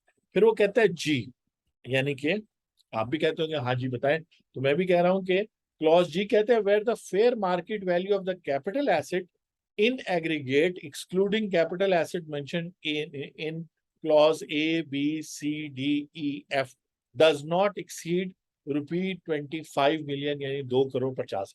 इसका मतलब है कि ये जो ऊपर मैंने आपको सारे बताए, अगर इसकी वजह से आपके एसेट्स निकल जाते हैं और कुछ आपकी वेल्थ स्टेटमेंट में इमूवेबल एसेट्स रह जाते हैं और उनकी मालियत भी 2,50,00,000 से कम है, तब भी आप पे सेक्शन 7E अप्लाई नहीं होगा। इसको लोग रीड इस तरह कर रहे हैं कि जब वो 2,50,00,000 से ऊपर जाएगा तो उस पर पेमेंट कर। उसका जवाब मैं दे देता हूँ। वो कहता है where the fair market value, यानी FBR value of the immovable property, यहाँ लिखा हुआ है ऑफ द कैपिटल एसेट्स, तो basically immovable property in aggregate excluding the capital assets, ऊपर वाले mentioned in clause A, B, C, D, E and F does not exceed ₹25 million, does not exceed 25 million। ठीक है ना जी। अब इस section को भी रीड डाउन किया जाएगा, यानी कि जब टैक्स वाले, एफबीआर वाले सब हमारे भाई हैं, लेकिन एफबीआर वालों का एटीट्यूड जो है वो बहुत टैक्स पेयर और खासतौर पर जेन्युइन टैक्स पेयर की तरफ। अब मैं पेंशनर्स की बात करूं, अब ऐसे पेंशनर्स हैं जिन्होंने बड़े स्मार्टली पिछले कई सालों में, मतलब जब वो जॉब भी कर रहे थे, उसके अलावा भी जब वो रिटायर भी हुए हैं, तो उन्होंने बड़े स्मार्टली, क्योंकि प्राइसेस आहिस्ता आहिस्ता ऊपर जाना शुरू हुई खासतौर पे 1997 के बाद, तो जिसने ये वेव पकड़ी थी, क्योंकि अब वेव दूसरी तरफ जाएगी, और हम किसी और प्रोग्राम में और किसी और चैनल में भी बात करते रहे कि प्रॉपर्टी की प्राइसेस अब नीचे की तरफ क्यों जाएंगी, या कम से कम स्टेबल रहेंगी। वो जो एबनॉर्मल ग्रोथ थी, अगर ऊपर की तरफ जाएंगी भी तो ऐसा नहीं होगा कि 3 साल में डबल या ट्रिपल हो जाए, नहीं ऐसा नहीं। अब वही 5 साल 10 साल, या मुझे तो अब लग रहा है कि क्लाइमेट चेंज की वजह से वैल्यू नीचे भी आने का चांस है। बहुत सारे एरियाज लिवेबल नहीं रहेंगे, वहां पे रहने के लिए जो कॉस्ट ऑफ इलेक्ट्रिसिटी लगेगी वो, लेकिन बात किसी और तरफ चली जाएगी। मैं सिर्फ ये बात कर रहा हूँ कि रीडिंग डाउन ये होगी इस सेक्शन की। रीडिंग डाउन का मतलब ये है कि जब पढ़ा जाएगा तो इसके दो इंटरप्रिटेशन है। इसका मतलब ये है कि जब तक किसी भी टैक्स पेयर के इमूवेबल प्रॉपर्टी या कैपिटल एसेट्स, जिसमें से वो बाकी सारे ABCD निकाल दिए हैं, 2,50,00,000 तक या 25 मिलियन तक नहीं पहुंचता, तो उस पर 7E एक्टिव नहीं होता। लेकिन जैसे ही हो जाता है तो पूरी अमाउंट पे हो जाता है, यानी 3 करोड़ है तो 3 करोड़ में सिर्फ 50 lakhs पे नहीं होगा, बल्कि ₹1 से लेके आगे तक होगा। बैंक से मैसेज आया पैसों का, चले अच्छी बात है, पैसे आने चाहिए बैंक में। थैंक यू वेरी मच जो आप लोग ट्रस्ट करते हैं अपने इंफॉर्मेशन के साथ। सबसे पहली बात तो ये है, और फिर जो फीस भेजते हैं सारी चीजें, अबाउट 90% हमारे जो क्लाइंट्स हैं मिले। इस तरह नहीं है कि फेस टू फेस जिसको मुलाकात कहते हैं, लेकिन चूंकि आपके साथ हर मेरी कोशिश होती है कि व्हाट्सएप पर मैं जवाब जो है, अनलेस के पुराना क्लाइंट हो या वो क्लाइंट जिसको पता है कि मैं 1-2 दिन बिजी हूँ, उसके अलावा मेरी कोशिश होती है 3-4 घंटे में न्यू क्लाइंट्स को तो फौरी जवाब दूं ताकि उनको आइडिया हो कि ये बंदा हर वक्त अवेलेबल है, और लिविंग स्टाइल भी ऐसा रखे कि तकरीबन 24 घंटे में अवेलेबल होता हूँ रिस्पॉन्स करने के लिए। अब रिस्पॉन्स का मतलब ये नहीं है कि आपका प्रॉब्लम उसी वक्त सॉल्व हो जाएगा। अगर टैक्स रिफंड है या टैक्स अपील है तो अगले 6 महीने साल लगेंगे। अगर टैक्स रिटर्न है तो हम 15 से 20 दिन लेते हैं। अगर और कोई इश्यूज हैं कंसल्टिंग करके फिर आपने इम्प्लीमेंटेशन करनी है तो टाइम लगता है, कंपनी बनानी है। लेकिन मकसद ये है कि मैं अवेलेबल जब तक जिंदगी है मैं अवेलेबल हूँगा। इसलिए मैंने कहा था कि जो लोग कह रहे हैं कि जी आप अच्छा नहीं कर रहे, तो बस लेट्स से कि बस इतने हद तक ही रहे और आगे इस बात से आगे ना चले। और ऐसी कोई इंटेंशन तो नहीं किसी ने मुझे दिखाई अभी तक, लेकिन वैसे मैं बात कर रहा हूँ, आपके साथ शेयर करूँ। तो इसकी दूसरी इंटरप्रिटेशन ये है कि 25 मिलियन से ऊपर वाला जो होगा, यानी 2 करोड़ 50, उस पर टैक्स लगेगा। तो ये रीडिंग डाउन इसकी हो जाएगी, यानी कि सेफली हम कह सकते हैं, सेफली का वर्ड यूज मैं कर रहा हूँ, लेकिन कहने का मतलब है केस लॉ को देखते हुए और जहाँ पे दो इंटरप्रिटेशंस मौजूद है, जहाँ पे दो इंटरप्रिटेशंस मौजूद है, वहां पे जो है क्या कहते हैं, हम कह सकते हैं कि ये जो है 2 करोड़ से ऊपर की जो अमाउंट है उस पर तो टैक्स बनता ही बनता है। उसमें 2 करोड़ 50 लाख एक तरह से लिमिट है, जैसे अब 6 लाख हो गए सैलरीड के लिए भी और नॉन सैलरीड लोगों को। Capital asset owned by local authority, अब ये मैं आगे आ गया हूँ, यानी क्लॉज एच।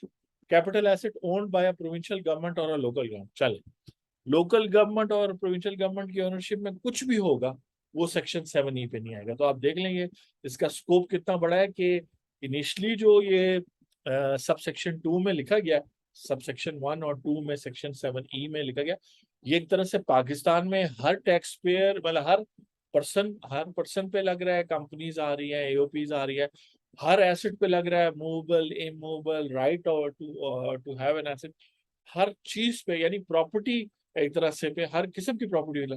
फिर एक्सक्लूजन में ये चीजें बाहर निकाली जा रही हैं और कल को इसमें और एक्सक्लूजन्स भी ऐड हो गए। अभी हम हाफ वे हैं, तो आई होप कि आप समझ रहे हैं कि क्या बात है, कैसे सारी चीजें हो रही हैं। तो इस तरीके से जो है ना, आई होप कि आपको फॉलो कर रहे हैं।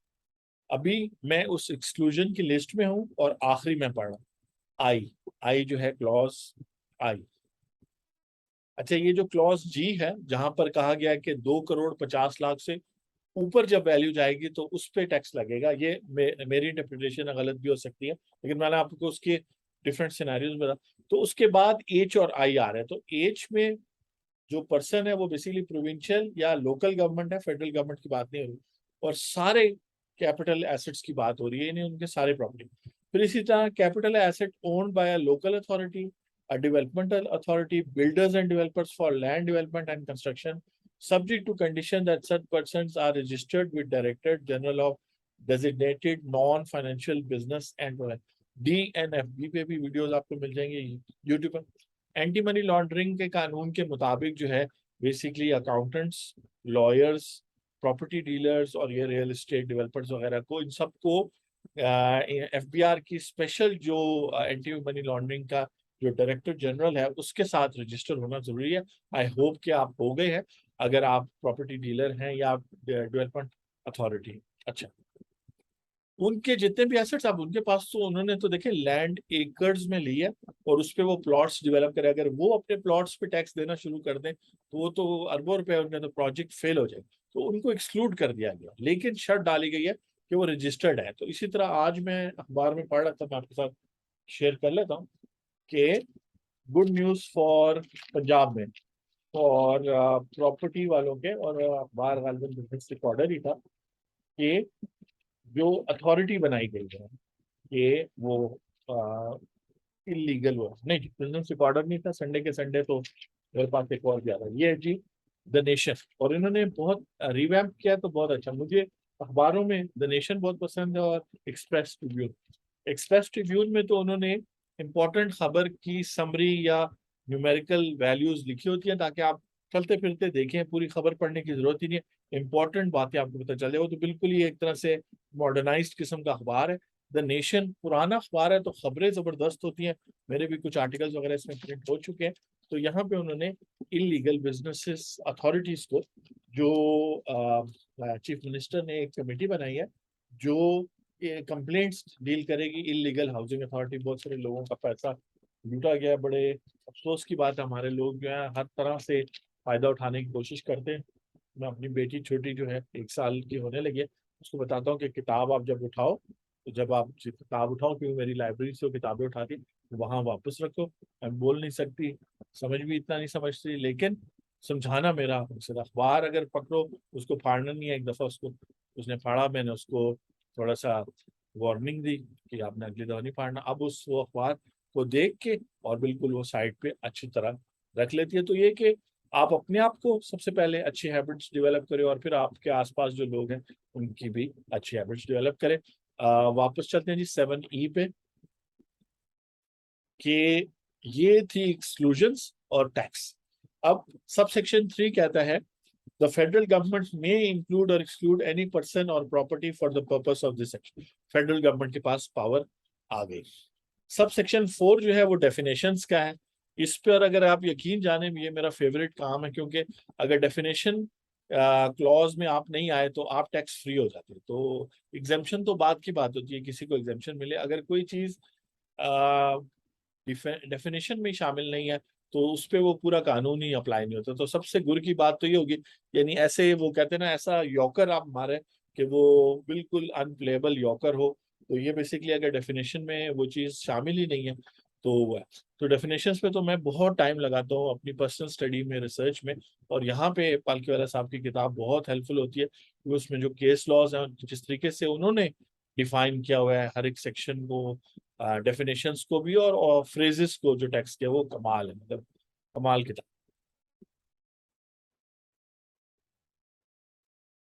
मैं इससे पहले पालकी वाले साहब की किताब की तारीफें आजकल बहुत करता हूं। इससे पहले मैं डॉक्टर इकरामुल हक की जो किताब है उनकी तारीफें करता था। और एक बहुत बड़ा स्टेप जो उन्होंने लिया है, जिसको मैं आजकल यूज करना शुरू किया है, 4 दिन हुए, उनकी पूरी जो इनकम टैक्स, जैसे उनकी उनकी डॉक्टर हुजैमा इकराम की किताब है law and practice of income tax, वो पाकिस्तानी लॉ की है। तो जो है क्या कहते हैं, उन्होंने इसको डिजिटलाइज कर दिया, ऑनलाइन कर दिया। आप उनकी वेबसाइट पर ए पब्लिशर्स भी हैं, huzaimaiqram.com भी है, और ये दूसरी वेबसाइट है, अभी मैं वेबसाइट भूल रहा हूँ लेकिन आपको मिल जाएगी।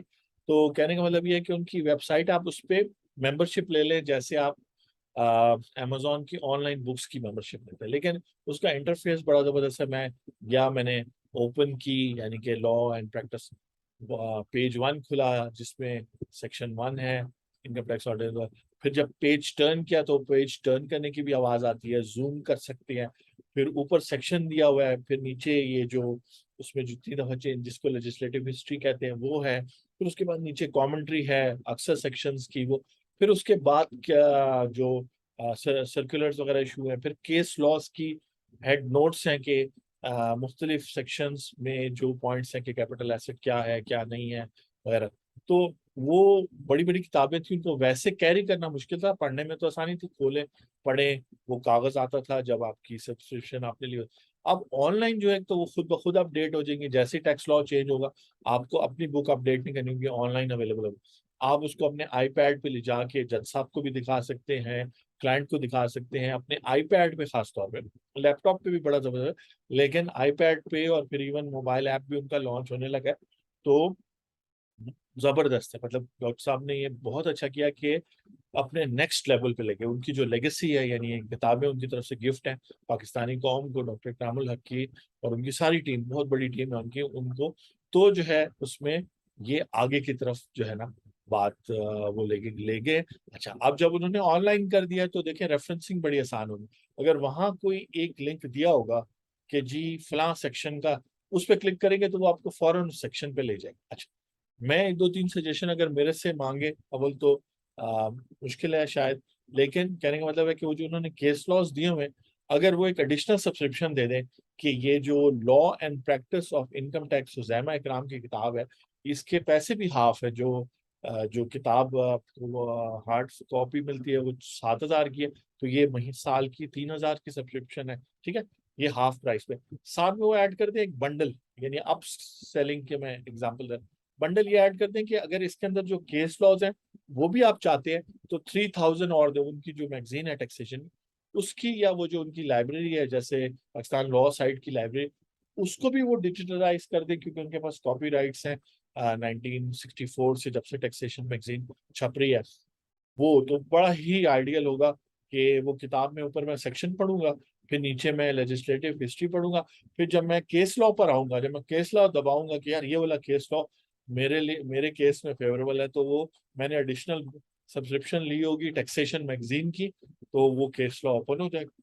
मैं केस लॉ, अच्छा वो केस लॉ के अंदर जो सेक्शंस दिए होंगे वो वापस उस किताब पे लिंक्ड होंगे। कमाल हो जाएगा। जैसे कानून डॉट या वेबसाइट है अपनी कानून.org, इंडियन कानून.org, और कानून क्यू से है, कमाल सर्च इंजन। और फिर इससे भी ज्यादा एक casemine.com है या जो भी है, उसमें उन्होंने, ये इंडिया की बात कर रहा हूँ, और वो पाकिस्तान से आप सब्सक्राइब नहीं कर सकते, वो इंडिया और अमेरिका में आप हो तो आप सब्सक्राइब कर सकते हैं।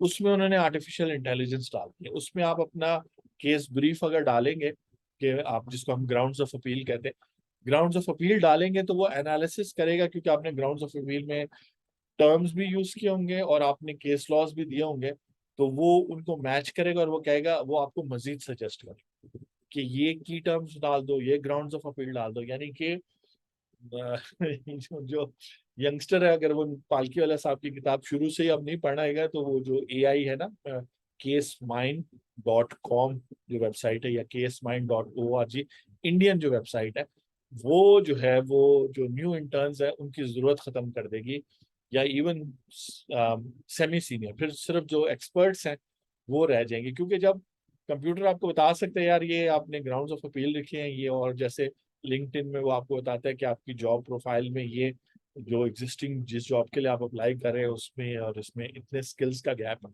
तो एआई जो है ना, जिसको आर्टिफिशियल इंटेलिजेंस कहते हैं, या ये जैसे आप ये देख सकते हैं, तो मैं एक इसी इसी इसी तरह के कपड़े पहने हुए थे, तो नेटसो जो सबसे बड़ी सॉफ्टवेयर कंपनी है पाकिस्तान की, प्राइवेट सॉफ्टवेयर कंपनी, वहाँ पे एआई आर्टिफिशियल इंटेलिजेंस की वो कॉन्फ्रेंस, वो हैकाथॉन करा रहे थे वो, कि पूरा एक दिन का प्रोग्राम था जहाँ डिफरेंट टीम्स आके मुकाबला करती थी और एआई का सॉफ्टवेयर बना के, फिर दिन के आखिर में जिस टीम ने बेहतर बना दो, तो उसमें मैं जज था, तो वहां जाके मैंने उनसे पूछा कि आपको ये तो पता है कि एआई से जो है वो आर्टिफिशियल इंटेलिजेंस बनता है, लेकिन एआई से इससे पहले क्या बनता था? तो मेरी शक्ल देख रहे, मैंने कहा इससे पहले बनता था एंथनीज इंटेलिजेंस, और हाई आई एम एंथनी। तो पहले मेरी बात हो रही थी, आज आप आर्टिफिशियल इंटेलिजेंस की बात करें। तो बहुत सारी चीजें मैंने आपसे, अपने डैड का भी, डॉक्टर इकराम, सब लोग मेरे उस्ताद भी हैं, और जबरदस्त लोग हैं जिनको फॉलो भी करना चाहिए, उनसे सीखना भी चाहिए। सब सेक्शन 4 अब मैं करने लगा हूँ, इसलिए इन सब बड़े लोगों का जिक्र किया, क्योंकि उनकी हेल्प से ये चीजें सीखी हैं। अब मैं आपको डेफिनेशंस पढ़ के सुनाऊंगा और मैं एक्सप्लेन करूंगा, और फिर मैं आपसे इजाजत लूंगा। ये वीडियो जो है आप फिर ऑनलाइन देख सकेंगे, यानी यूट्यूब चैनल पर। Subsection 4 of section 7E tax on deemed income. In this section, capital asset means, इसका मतलब है कि यही डेफिनेशन हो, property of any kind held by a person, यानी किसी किस्म की भी प्रॉपर्टी हो, चाहे वो मूवेबल हो चाहे वो इमूवेबल हो। वो अभी याद रखें, टैक्स की बात नहीं हो रही, ये सिर्फ वो स्कोप बता रहे कि कैपिटल एसेट का मतलब क्या है। जैसे उसने कहा ना कि one capital asset owned by the resident person, तो यहाँ वो कैपिटल एसेट को डिफाइन कर, capital asset means property of any kind held by a person whether or not connected with the business, चाहे वो business asset हो या personal asset हो, but does not include, और ये अब मजीद कुछ exclusions हैं जो आप capital asset की definition से ही निकाल देंगे। तो फिर वो इस सेक्शन पे, तो इस सेक्शन में तो सिर्फ कैपिटल एसेट्स, और वो भी सर्टेन कैपिटल एसेट्स पे जो इन एक्सक्लूजन्स में नहीं है उन पे लगा ना, तो जो चीज कैपिटल एसेट ही नहीं है वो तो डायरेक्टली निकलेगी। Any stock in trade, consumable store और raw material held for the purpose of business, तो आपका जितना भी वर्किंग कैपिटल या जो स्टॉक है, एक्सक्यूज में, वो सब निकल जाए। एनी शेयर, स्टॉक्स और सिक्योरिटीज, चाहे आप बिजनेस के लिए होल्ड करें या पर्सनली आप कोई भी शेयर, स्टॉक्स और सिक्योरिटीज होल्ड करें, इसमें वो शेयर्स में कंपनी के शेयर्स आ जाते हैं, और बहुत कुछ भी आता है, वैसे एक्सप्लेन करा। स्टॉक्स में भी आ जाता है और सिक्योरिटीज में बहुत कुछ आता है, इसमें डेट इंस्ट्रूमेंट्स वगैरह भी आ जाते हैं मेरा ख्याल है, लेकिन सिक्योरिटी की डेफिनेशन है। फिर 3 है, any property with respect to which the person is entitled to a depreciation deduction under section 22 और 20 amortization deduction under section 24, यानी कि 22 और 24 डेप्रिसिएशन और अमोर्टाइजेशन। डेप्रिसिएशन यानी फिजिकल एसेट्स की डेप्रिसिएशन, अमोर्टाइजेशन यानी इनटेंजिबल एसेट्स की डेफिनेशन की बात करें तो वो भी सारे निकल गए, वरना टेक्निकली वो इसमें आ रहे हैं। ये है वो जुमला जो मैं पढ़ने लगा हूँ, जिसपे बहुत बड़े बड़े लोग जो है मेरे साथ डिसएग्री करेंगे। जैसे मैं तो कह रहा हूँ कि ये जो है बेसिकली प्रॉपर डीम्ड इनकम है, जिस तरह सैलरी में बहुत सारी चीजों पर टैक्स लगा है, उसी लॉजिक से यहाँ भी लगा है। Any movable asset not mentioned in clause 1, 2 और 3। अब यहाँ कह रहे हैं एनी मूवेबल एसेट, लेकिन टैक्स लॉ को या लीगल डॉक्यूमेंट्स को पढ़ने का एक तरीका होता है। एक असूल है कि अगर मैं कहूँ कि टैक्स लगाया जा रहा है कार पे, जीप पे और मोटर व्हीकल पे, तो इसमें मोटरसाइकिल शामिल नहीं होगी, या इसमें मोटरसाइकिल तो शायद शामिल हो जाए लेकिन इसमें एरोप्लेन शामिल नहीं होगा। क्यों? क्योंकि जो है क्या कहते हैं, ये जो कैटेगरी मैंने की है, ये मैंने एक सर्टेन कैटेगरी की मोटर व्हीकल्स की कैटेगरी की, ठीक है। अब मोटरसाइकिल अगर इसमें आते तो आ जाए, वो कोई मसला नहीं, लेकिन मैं कह रहा हूँ वो भी एक्सक्लूडेड है, लेकिन इसमें एरोप्लेन नहीं आ सकते। तो इसी तरह यहाँ वो जो कह रहे हैं ना, any movable asset not mentioned in clause 1, 2 और 3, तो ये सिर्फ बिजनेस एसेट्स की हद तक है। ये मैं बात कर रहा हूँ, और ये बात और किसी ने भी मतलब मैंने सुनी नहीं, कहीं लिखी हुई है। बाकी सब लोग कह रहे हैं, जैसे इसकी एग्जांपल दे दो तो मैं इसको कॉन्ट्रास्ट किस चीज से कर रहा हूँ, यानी मैं कंपेयर किससे कर रहा हूँ। पीडब्ल्यूसी प्राइस वाटर हाउस कूपर्स की कमेंट्री में लिखा हुआ था कि सेक्शन 7E सिर्फ और सिर्फ इमूवेबल प्रॉपर्टी पे लगता है। मैं समझता हूँ कि वो मूवेबल प्रॉपर्टी पे भी लगता है, क्योंकि कैपिटल एसेट की डेफिनेशन में मूवेबल प्रॉपर्टी आती है। वहां पे एक्सपर्ट्स मुझे कहेंगे कि देखो यहाँ पे लिखा हुआ है कि any movable asset not mentioned in clause 1, 2 और 3। तो मैं कहूंगा ये जो 1, 2 और 3 है, ये बेसिकली बिजनेस एसेट्स की बात हो रही है। लेकिन वो कहेंगे नहीं, क्लॉज 2 के अंदर एनी शेयर स्टॉक्स और सिक्योरिटी की बात हो रही है, जो मैंने अभी थोड़ी देर पहले बताई थी कि पर्सनल में। तो कहने का मतलब है यहाँ पे थोड़ी सी डिस्कशन की गुंजाइश है। मैं ये नहीं कह रहा कि मैं सही हूँ या मैं जो गलत बता रहा हूँ जो है क्या कहते हैं वो फाइनल है, नहीं, ऐसी बात नहीं है। मुझे भी अभी इसमें बहुत कुछ सीखना है। तो बात यह है कि ये एक जस्ट एक थॉट है कि यहाँ मूवेबल एसेट से मुराद कहीं पार्लियामेंट की ये इंटेंशन तो नहीं थी कि सिर्फ बिजनेस या इस तरह के मूवेबल एसेट। तो इसका मतलब कुछ ऐसे मूवेबल एसेट्स हैं जो फिर भी सेक्शन 7E में आते हैं, जिससे एक्सपर्ट्स टोटली डिसएग्री करते। एक्सपर्ट्स तो इससे भी डिसएग्री करते हैं कि सेक्शन 7E जो है वो स्ट्रक डाउन हो जाएगा, क्योंकि ये बेसिकली इमूवेबल प्रॉपर्टी के कैपिटल वैल्यू पे लग रहा है। मैंने इसके बरक्स बात की थी पिछले वीडियो में। बी में जो है वो कह रहा है farm house. Farm house means a house constructed on a total minimum area of 2000 square yards, यानी पूरा जो उसका एरिया हो वो 2000 स्क्वायर यार्ड या उससे ज्यादा हो, और उस पर कंस्ट्रक्शन कम से कम 5000 स्क्वायर फीट हुई हो। स्क्वायर यार्ड्स बड़ा होता है, और स्क्वायर फीट जो है जैसे आपके टाइल्स लगे होते हैं, स्क्वायर फीट जो है वो कम से कम 5000 स्क्वायर फीट पे उस पर कंस्ट्रक्शन हुई हो, and use as a single dwelling unit. तो बेसिकली फार्म हाउस वो है, और फार्म हाउस किसी केस में भी एग्जाम नहीं है। तो जिसके पास फार्म हाउस है उसको सेक्शन 7E के तहत टैक्स देना है, provided that where there are more than 1 dwelling units in a compound. Suppose करें बहुत बड़ा फार्म हाउस है और उसके अंदर 4 फार्म हाउसेज है, तो उसको कलेक्टिवली नहीं लिया जाएगा, अलग लिया जाएगा। लेकिन and the average area of compound is more than 2000 square yards for a dwelling unit, each one of such dwelling unit shall be treated as a separate farm house. तो मैंने अपनी कमिटमेंट पूरी की, डिस्पाइट द फैक्ट कि कुछ लोग नाराज हैं, और वो नाराजगी उन्होंने जाहिर भी कर दी। और फ्राइडे को मैं इस बात पे खुश नहीं था, मैं फोकस नहीं था, और इसलिए मैंने फिर वीडियो क्लोज कर दी। इरादा यही था। तो आज संडे के दिन जो टाइम फैमिली को देना होता है, उनसे इजाजत लेके वाइफ और बच्ची से कि थोड़ा टाइम मैं दे दूं उन सब टैक्स प्रोफेशनल्स को हेल्प करके, ताकि उनकी अर्निंग बढ़ सके, चाहे वो टैक्स रिटर्न भर रहे हैं और उनके क्लाइंट का ये मसला है, वो अब इस वीडियो को देखने के बाद खुद से फैसला करके, रिस्पॉन्सिबिलिटी उनकी होगी, मेरी नहीं। मैं तो आपको जनरली बता रहा हूँ। फिर आप अपने क्लाइंट की रिस्पॉन्सिबिलिटी, जिससे आप पैसे ले रहे हैं, उसकी होगी। आप उसको फिर सही मशवरा दे सकेंगे। याद रखिए कि अभी सुप्रीम कोर्ट, हाई कोर्ट ने इसको इलीगल डिक्लेयर नहीं किया, तो जितनी इस सेक्शन की रीडिंग है इस वक्त, उस मुताबिक आप बता सकते हैं। अब मैं एक सिनेरियो डिस्कस कर लेता हूँ, और पेंशनर्स वाली बात पर मैं खत्म करूँ। सिनेरियो ये है कि आपका क्लाइंट है, उनके पास, और पेंशनर की एग्जांपल ही समझे कि अपने लिए घर उन्होंने बनाया, फिर उन्होंने एक घर और बनाया और एक प्लॉट भी उनके पास, ठीक है जी। अब जो घर उन्होंने बनाया, अगर उनको अलॉटमेंट हुई है एज ए फेडरल गवर्नमेंट, वो तो उसमें एग्जेम्प्ट हो जाएगा।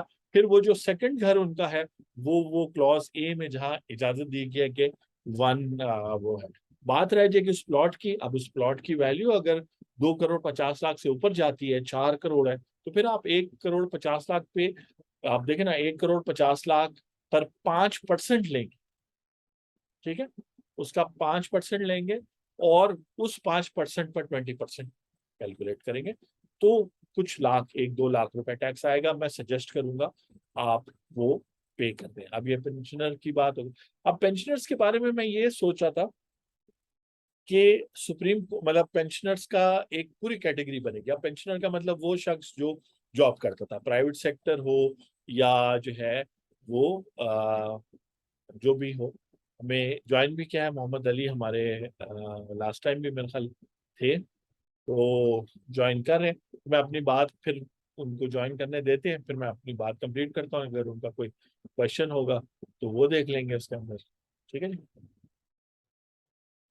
जी, तो मैं बात कर रहा था, चले मोहम्मद अली, वेलकम जी, वेलकम आपको। अभी वो ऐड हो जाए,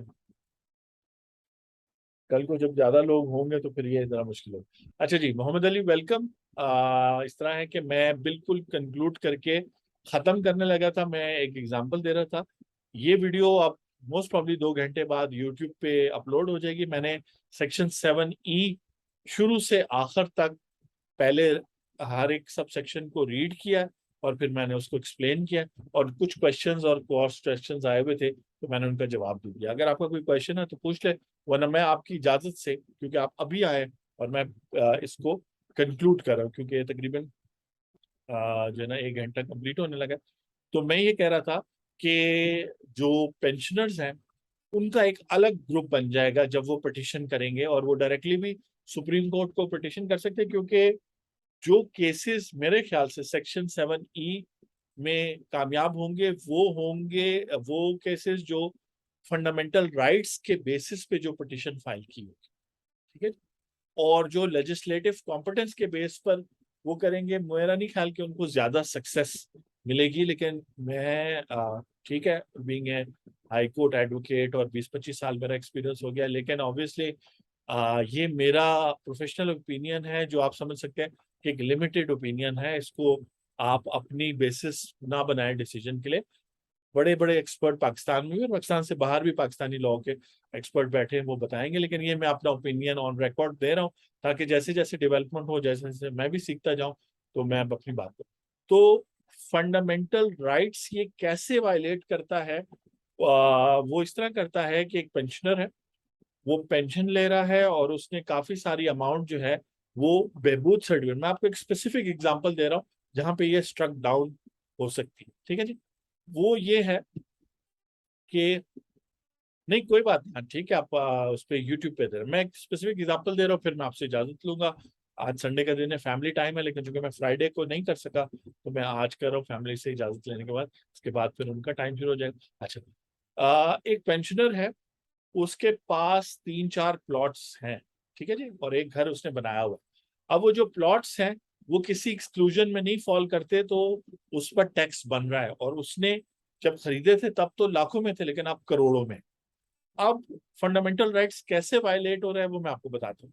और वो इस तरह हो रहा है कि उसकी अगर आप एवरेज एज ए पेंशनर पिछले 3-4-5 सालों से 7 सालों से वो पेंशनर है, तो उसकी जो एवरेज टैक्स रेट है, और बहबूद सर्टिफिकेट में अगर वो इन्वेस्ट कर रहा है तो उसकी एवरेज टैक्स रेट 10% आ रहा है, क्योंकि बहबूद सर्टिफिकेट्स पर मैक्सिमम 10% लॉ के मुताबिक है, और टैक्स ईयर 2023 के लिए 5% कर दिया। 5% से ज्यादा बहबूद पे टैक्स लाइबिलिटी नहीं।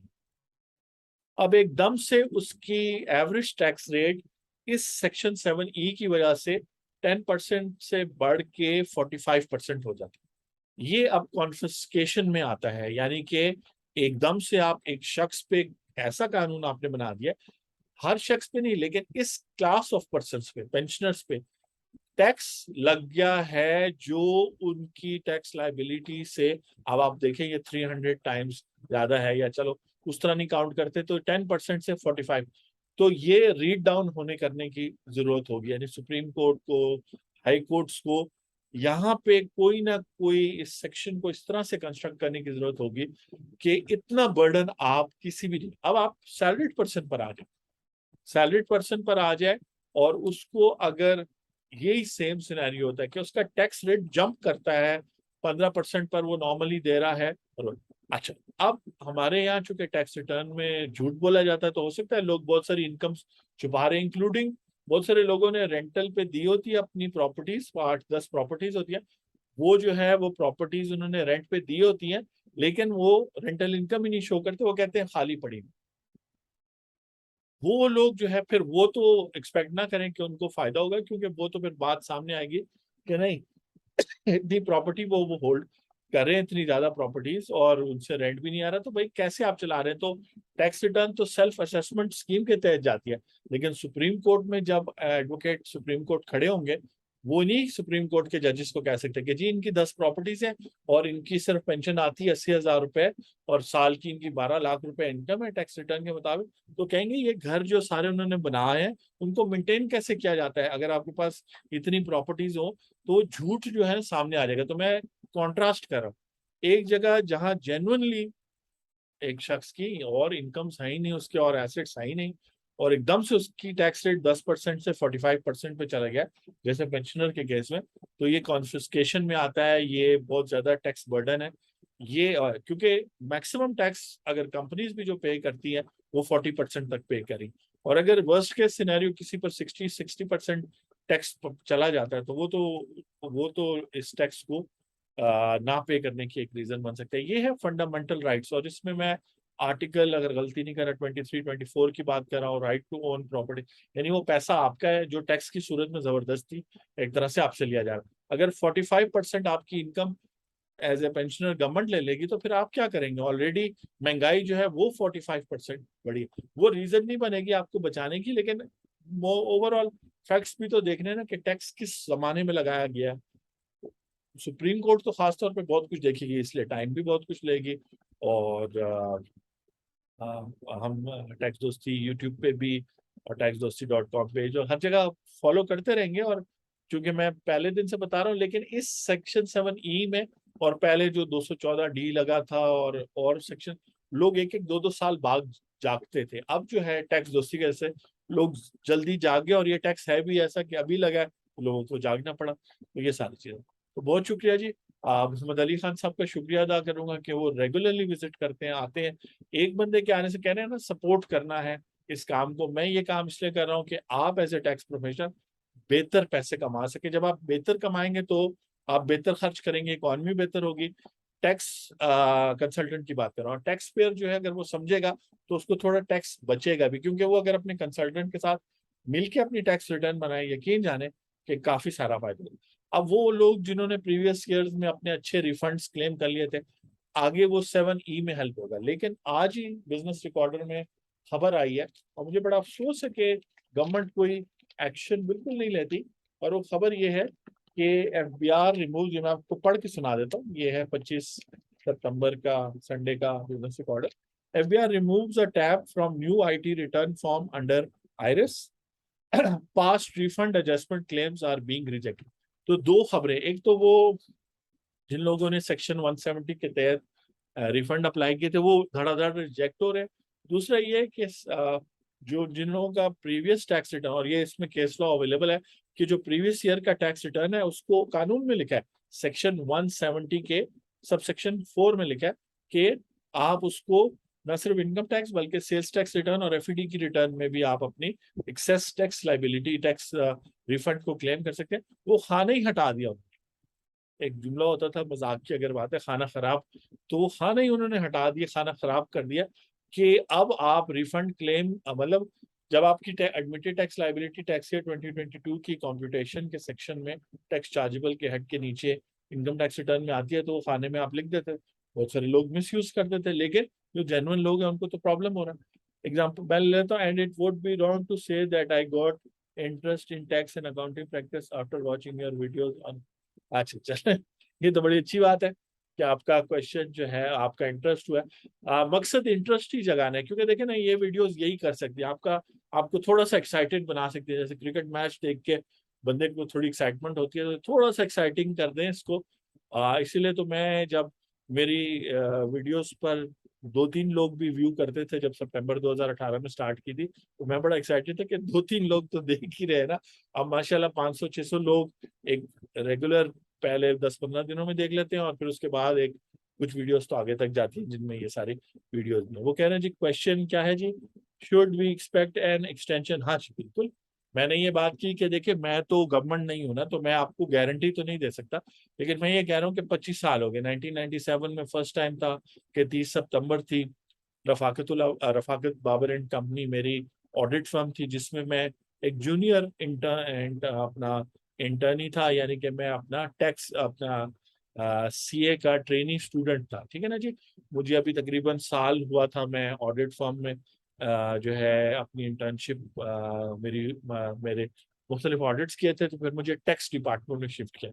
उसकी वजह यह है कि मैं लिखता अच्छा हूँ, अंग्रेजी में जो है अच्छी लिखता हूँ, और उसकी वजह से अगले बंदे की भी बात समझ आ जाती है, और जो मेन पॉइंट है उस पर मैं जल्दी पहुंच जाता हूँ, कम से कम अंग्रेजी की लिखाई में। वीडियोस में तो मैं आज भी देख रहा था, एक बंदे ने कहा यार ये इस बंदे की वीडियोस बड़ी लंबी होती है, और बस बंदा बोलता रहता है, बोलता रहता है।